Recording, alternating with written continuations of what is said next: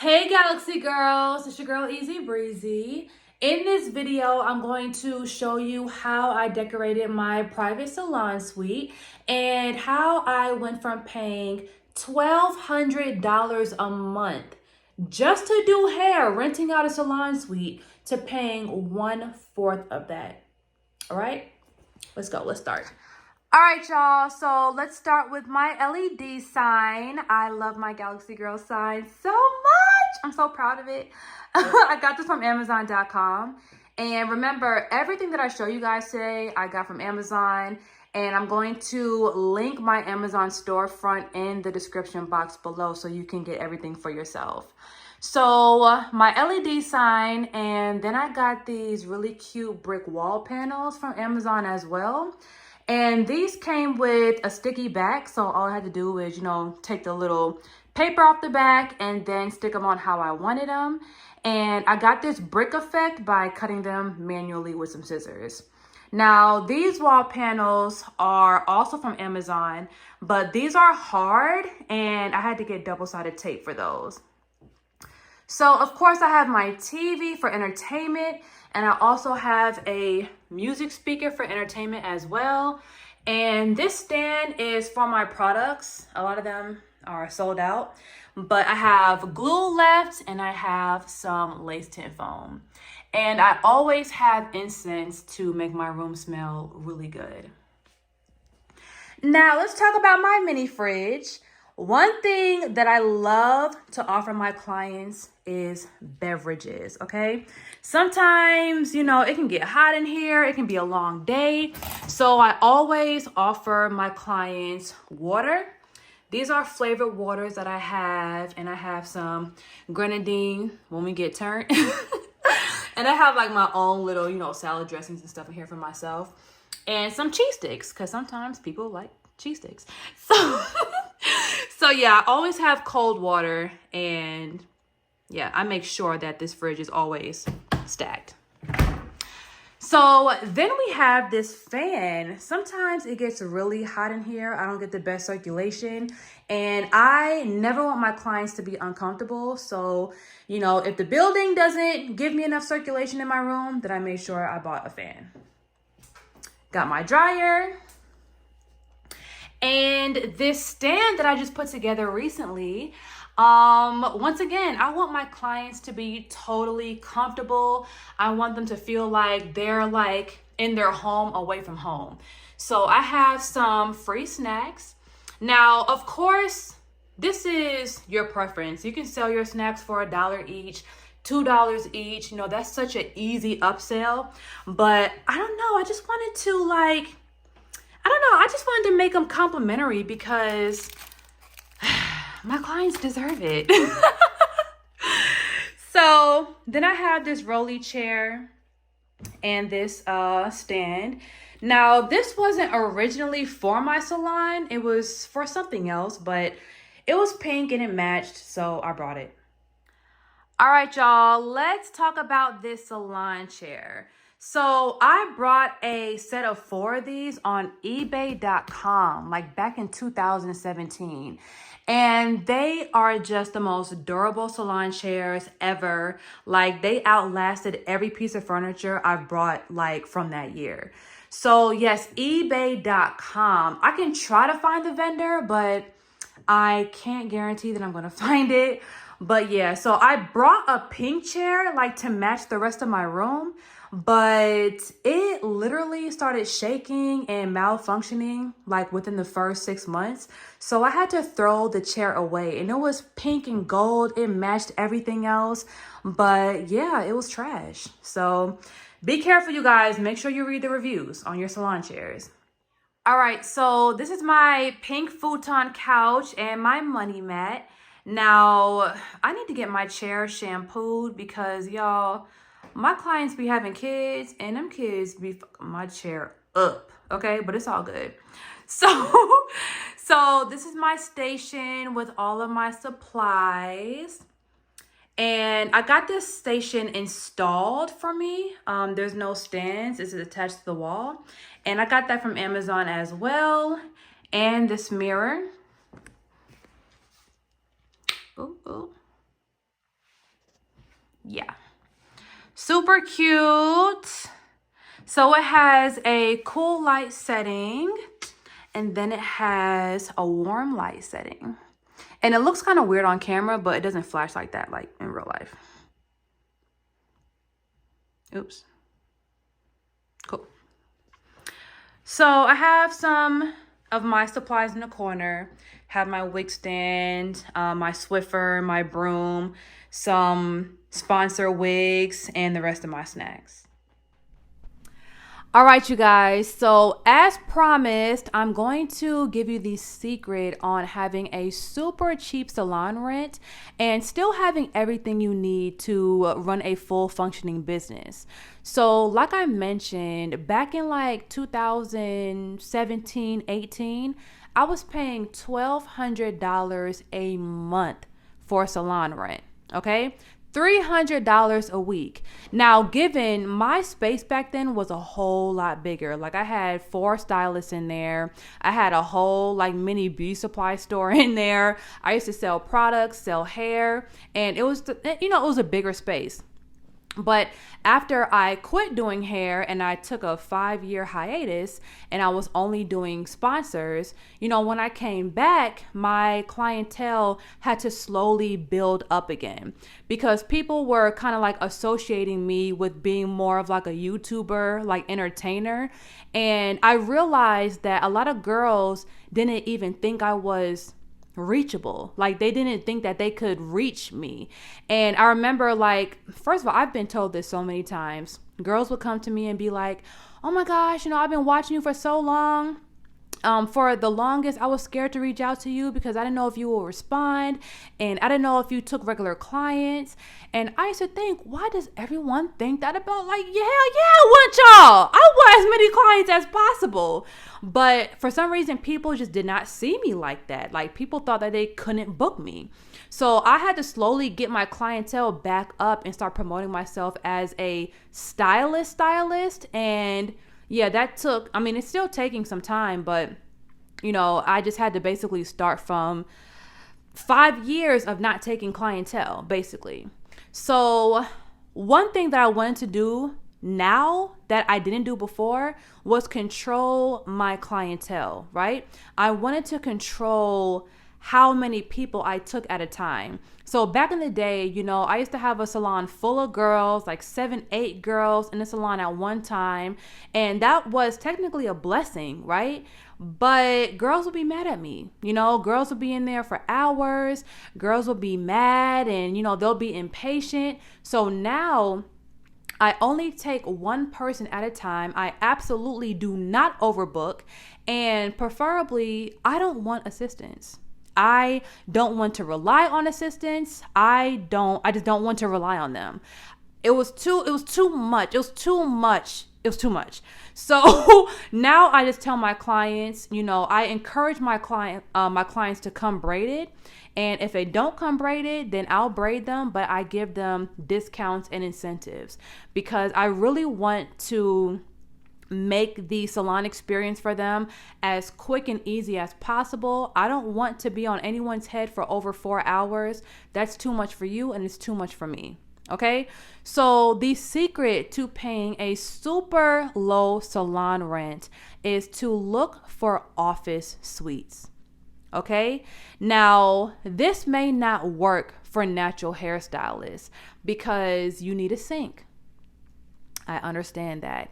And when girls are coming for natural hair services, you need their hair to be a certain way to get certain styles, right? Versus I do wigs and weaves and, mainly stuff like that. So if a girl comes with a whole bunch of oil in her hair, it normally doesn't even matter. So this may not apply to everyone. Maybe just braiders and girls that specialize in wigs and extensions. I don't have access to a sink, but I don't need a sink, right? And I make sure that I let my clients know that as well. Make sure you arrive shampooed, make sure you arrive blow dried. And if you arrive braided, I take off a certain amount on your install. And believe it or not, a lot of women have absolute no problem coming braided. They would prefer to come braided because, once again, girls don't like to be in the shop for over 5 hours. I mean, they love me, but they don't love me that much. Okay, so look for office suites. Now, the thing is, technically, you're not even allowed to run a salon in, office suite buildings. So what you have to do is get permission from your landlord and let him know everything that's going on. Don't do anything under the table, because if you start running a business that is against your lease and you try to do it in a sneaky way, you might get kicked out. Okay, you might get kicked out. So when I came to this particular location that I can't disclose because technically this is not even legal, I had to let my landlord know what I was doing, and I let him know that I was a stylist and a content creator. And he asked me a lot of questions, but in the end, he told me to not don't promote the address of the building, and don't promote like the front of the building as, this is my new location, because, he wants to kind of keep it under wraps. So, I got his permission, and I was very, very grateful because I love this new location that I'm at. I have no complaints. I just love everything about it. I love the management. I love how the building is maintained. I have no issues with nothing. Unfortunately, when I was at other salon suites, everything was broken. The sinks would be broken every other week. The AC wouldn't work. We would get leaks, and sometimes the management did not take care of us, and it was just really irritating. Like, that industry, I don't know, the people in that industry, it's beyond me. So now that I'm kind of like in a different type of industry, and I'm, coming into contact with different type of owners, everything is just taken care of. I have no complaints where I'm at all. And the good thing about it is, I'm the only hairstylist in my whole building. Everyone else is like car dealers and real estate people, and like there's like a law firm down the hallway. So I'm normally the only person in my building. So whenever I want to come up in my room and start yelling and making YouTube videos, I can do that. Okay, so I have a lot of privacy, and yeah, I have no complaints. So once again, the only thing is I do not have a sink. Now, there is a sink in the building, but I'm not supposed to use that for hair. I'm not supposed to get a bunch of hair and dye, in the what's it called? In the drain. Now, I do have these. Hold on. I do have these. Now, just in case I have to wash out a wig, which is often, I bring these to the sink with me. I put it on the drain, and I make sure I catch everything, because I don't want to be a problem. Okay, I want to be a good tenant. I don't want to leave a trail. I don't want to wreak havoc. I want to be a good Samaritan. With whoever I'm doing business with, I want them to like me and trust me. So I don't get hair up in the sink. I don't get oil in the sink. I make sure I catch everything and I throw it away. Now, there has been maybe 2 times I had to wash my client's hair in the sink, and I don't do that often. I don't offer that. I don't encourage clients to expect that. So yeah, that's like once in a blue moon. But yeah, I had to wash it. So I'm like, come on, come to the back. So yeah. Back in the day, I used to pay so much, like $300 a week. I mean, I get it, because back then I had stylists, so I really wasn't paying anything. But like, but now, like, just to think, like, that was a whole house. Like, that's a whole house, And now that, I kind of run my business structure a little bit different, and I've had people wanting to work for me, want to braid for me and stuff like that. But I don't know. I kind of just don't want a team right now. I kind of just want my photographer, my graphic designer, and just other people that work for the Easy Breezy brand, but not necessarily like a salon. I don't necessarily want the salon life. I don't know. I just don't want that. Like, I do enjoy doing hair. I love it. It's my passion. I still want to take clients. I did take a 5-year break from it, but I came back refreshed. I came back with boundaries. I came back with rules, and I realized that, I had control over my business. I don't have to allow my business to control me. I don't have to say yes to everyone. All money ain't good money. I had to learn that. It took me a long time to learn that because I was so afraid to tell people no. I was so afraid to set boundaries for my business. So now, it's a lot more private. It's a lot more intimate, which I love.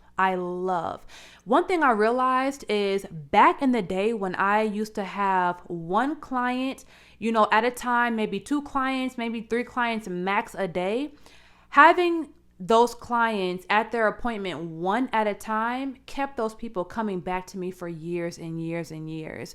When my brand got bigger, and lace frontals got really popular, and I was like one of the only stylists, that specialized in it. And I was attracting all these girls that wanted to try the lace fronts and stuff. And I started to have a super full shop, 7 girls on average, 5 girls at the least. You know what I'm saying? And it was always a crowd in my salon.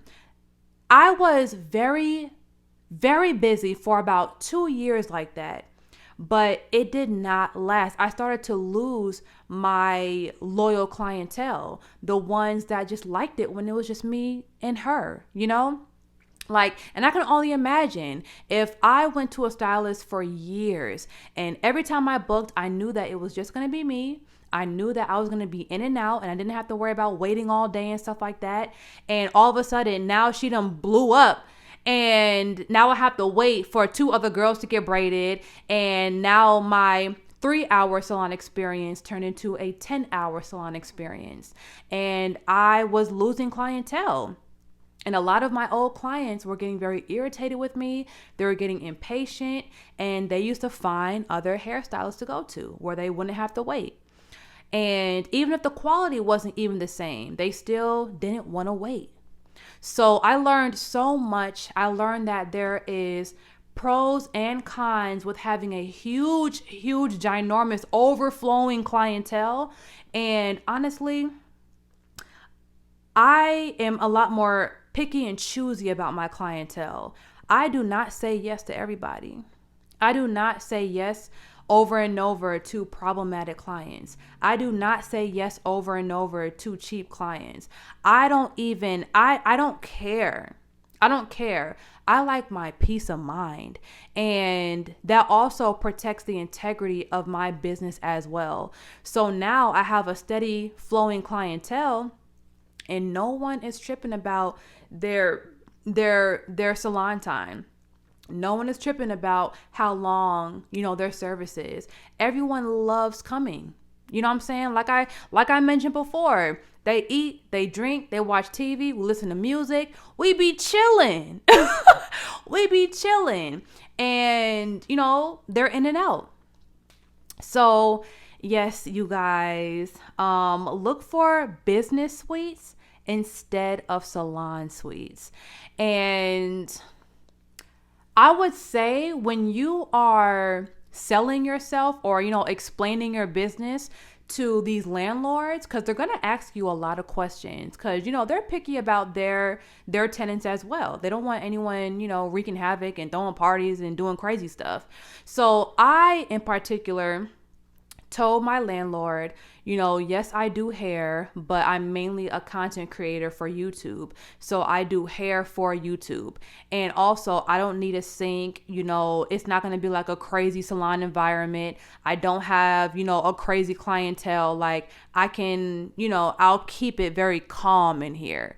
And, you know, I made him feel comfortable. And I didn't lie, you know, I just made him feel comfortable to where he would actually allow me to rent here. So yeah, just, you know, remember that you're not going to have a sink. And if your building doesn't have a sink, don't be surprised, because even this building, you know, I didn't know it didn't. I mean, I didn't know I had a sink.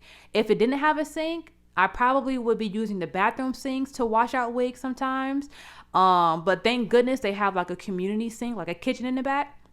So yeah, but not all business suites are just going to have, you know, sinks available. So make sure that you are offering services that don't require washes. Okay. And, you know, warn your clients, like let them know, come shampooed, come blow dried, you know, come braided, or, you know, whatever you do, however you run your business. All right. So yes, you guys, thank you so much for watching this video. I hope you took a lot of value and a lot of notes from this video, and I hope that it inspires you to keep looking for places that are conducive to, you know, your vision of your business, but you don't have to pay an extreme amount of money just to work. All right. So if you are not subscribed to my channel already, make sure you go ahead and do that. Turn on your notifications, and for giveaways and restock alerts, for alerts on new videos, text Easy Breezy to 31996. See y'all later.